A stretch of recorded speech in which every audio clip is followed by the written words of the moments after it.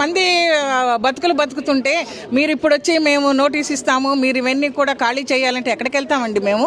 పిల్లా జల్లలతో పిల్లలు school time, పరీక్షల టైము, ఎంత కష్టపడి పైసా కూడా కట్టుకొని మేము ఇక్కడ బిల్డింగ్లు కొనుక్కుంటే మీ ఇష్ట ప్రకారం మీరు చేస్తే ఎట్లాగండి? ఇది ఎక్కడ అన్యాయం అసలు? ప్రజలు ఎందుకు ఎన్నుకున్నారండి మిమ్మల్ని?